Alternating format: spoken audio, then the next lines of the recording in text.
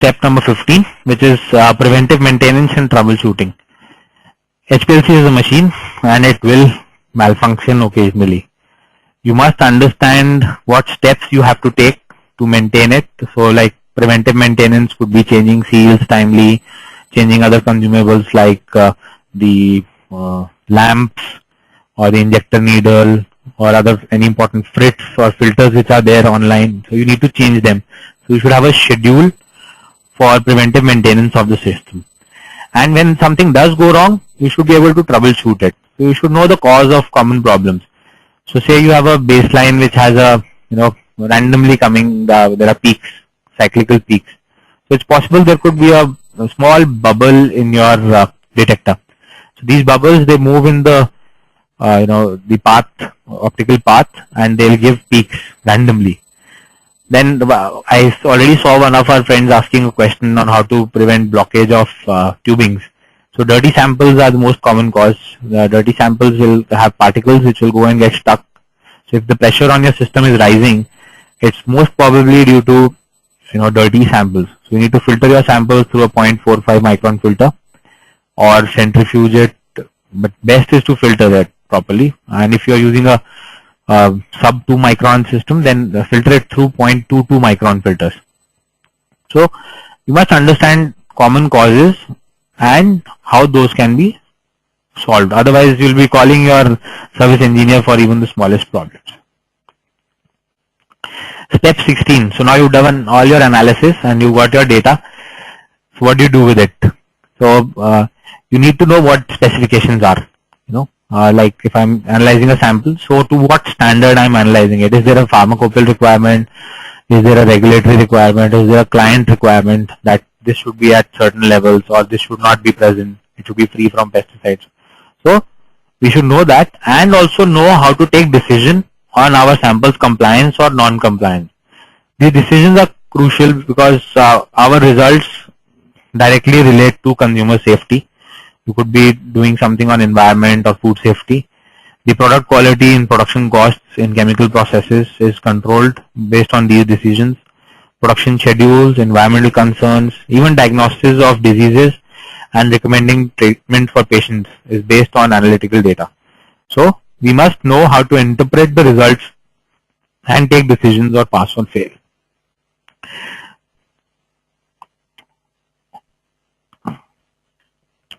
Just needed to get a drink of water. So we come to step 17. There is an increasing requirement for compliance in all industries and all labs around the world. It is essential for us to properly document, and thus you must be aware of and well versed with good laboratory practices, good documentation practices, and quality management systems. As the saying goes, if you did not document it, you did not do it. So documenting all steps and that also doing it properly in a systematic manner while meeting all regulatory requirements is essential. It increases your own confidence in your work, helps you troubleshoot, helps you investigate out of specification results, and also succeed in audits. I am really a fan of the ISO standard 17025, which lays down the general requirements for laboratories and the testing and calibration laboratories. It is a wonderful standard. I recommend it should be read by anybody working in the laboratory, and it is actually a quality management system for running your laboratory, and it gives you each and every step and each and every critical control point that you must monitor in your laboratory. In fact, we are working on a complete course on that, so we'll hopefully see you again for a webinar specifically on 17025. Last but not the least, laboratory information management systems are increasingly being used in all labs around the world. They help you manage your results and data. They help you coordinate your laboratory's activities. They give real-time display at critical points for the results. They give secure access to management and external clients to the results. They help you track your samples throughout your lab. Basically, anything you do in the lab nowadays is linked to a laboratory information management system. So it is essential to understand how it works, what is the basis of LIMS, what are audit trails, and how to use it. So that sums up all the 18 steps, and I feel if you know all of this, you can work very successfully in any lab. If you want to learn even more and want to get further in-depth understanding on each topic, we have a online certificate course. It is a web-based course, so you can attend it online on your own pace. It has more than 25 videos, a lot of practical activities. So we've given chromatograms to you to calculate results, to calculate system suitability parameters, and you can do it at home, in fact. Then we also give you Excel sheets for performing calculations to make your life easier and reducing errors. We organize live question and answer sessions, many of them like the one today, where you can interact with our team. Dr. Bhanot, myself, and other experts are there to answer your questions. Then we're also giving you 4 important standard operating procedures on operation calibration of HPLC, operation calibration of balances, then method validations, and also handling of pipettes and other things are there. You also get access to a members only discussion forum where you can ask questions to our team members anytime. Just log in, ask a question, somebody will get back to you, and you get a certificate on completion of the course. So to join this course, you can go over to this link and sign up. We will be sending out discount codes to the people who are attending as a way of saying thanks for taking out time and attending the webinar. So you will get a 20% additional limited period discount over and above the discounts running on the site if there are any. So now I think it's time for us to take a look at the questions.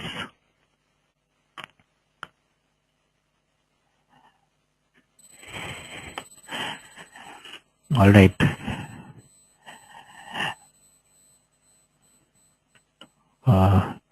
Okay, so we have 2 questions. So one is from Kabir from Nigeria. So he's talking about that reliable power supply is not available. So Kabir, Nigeria or India, we also face this problem. We have power cuts here also. So for dealing with this, you need to have an online UPS, so an uninterrupted power supply. Usually for an HPLC, a 10 kilowatt online UPS is sufficient.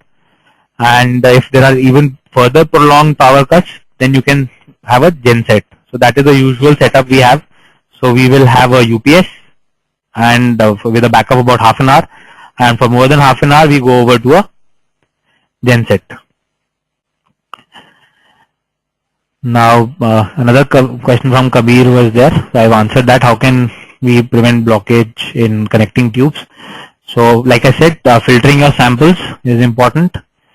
And if filtering does not solve your problem and it is occurring after the column, so it could be something to do with the buffer composition.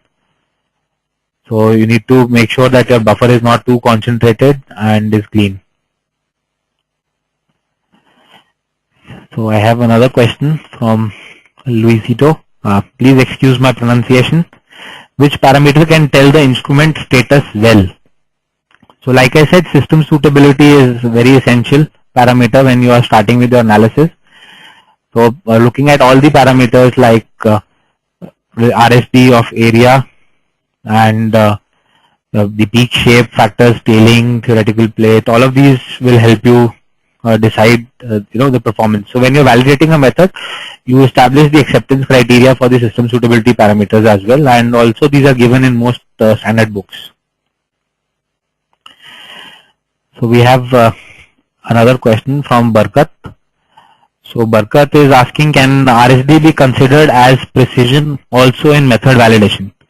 Yes, it is used as precision and it is usually the parameter which is followed, and you can use that. We have a question from Archana. What steps to be followed in case of pressure in stabilization? Okay. So if you are getting fluctuating pressure, it's most probably something to do with your check valve or your pump seals. You can clean your system thoroughly, rinse it with water and solvent properly. And still, if you are having these fluctuations, I would recommend you call your service engineer and get the seals and check valves checked out. So another question from Nishant.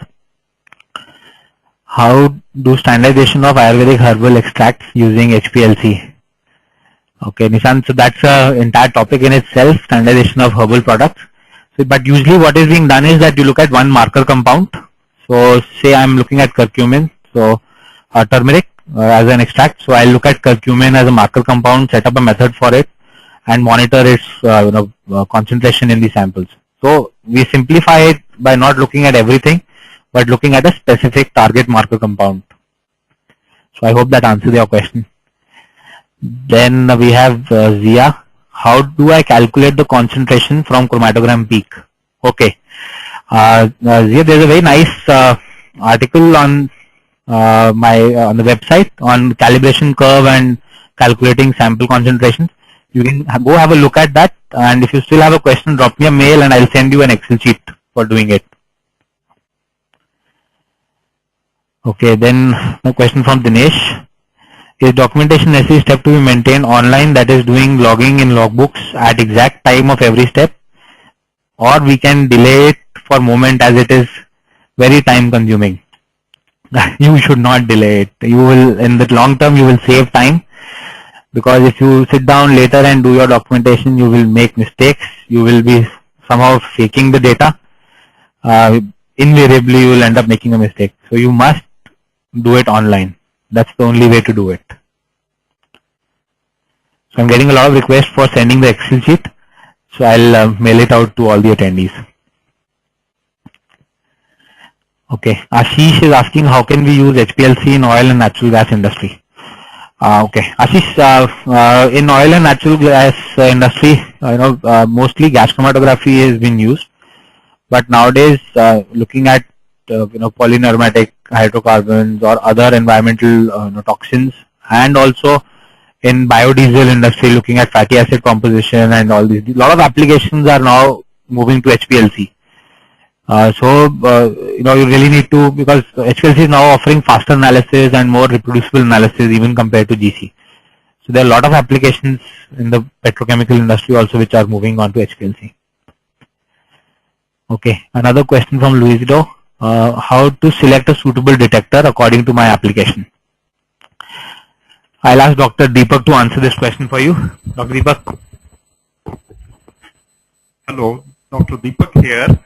Now, to select a suitable detector, you have to know the nature of your compound, what type of analysis you have to do, and what property you are looking for. Like if you are looking for change in refractive index, you have to use a refractive index detector.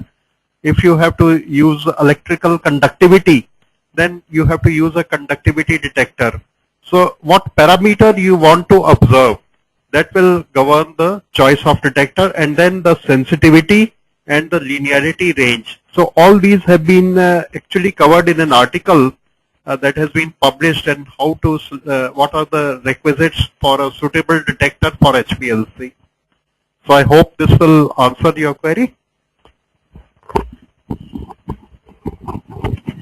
Yeah, another question from Zian, that how many days does the course continue for?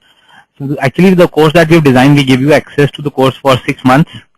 You can finish it off in 1 month if you like, but we've seen that people are not able to take out time with their jobs and sometimes need more time. But from out of our 60, we saw majority of them finish the course within the first month.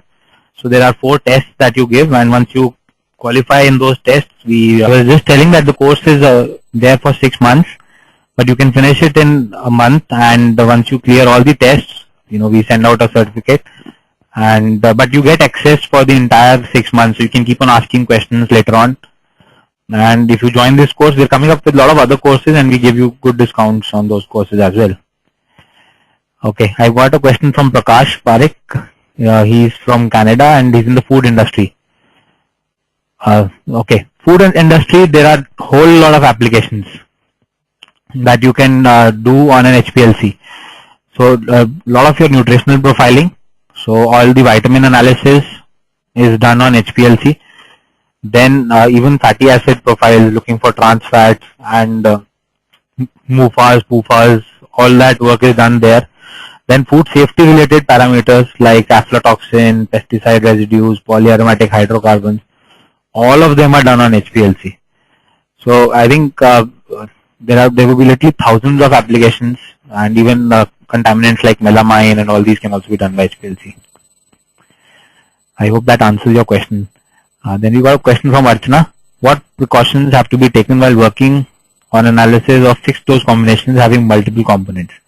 Okay, Archana. So here proper method validation is very crucial because you have multiple components. So you must have a validated method where you can resolve these components properly, repeatedly. And if you don't have proper validation, you will have erroneous results coming out. So the peak resolution between the compositions is very important there. And I got another question from Dinesh. Can you tell me the difference between new UPLC machines and HPLC? Okay, so basic difference there is the particle size of the columns, and all the other changes have been made to meet that requirement of high pressure which comes in because of that. So they give you faster analysis, better resolution. In fact, I think we have an article on this on labtraining.com. You can look it up for more details. Then Zia is asking, will this course continue tomorrow?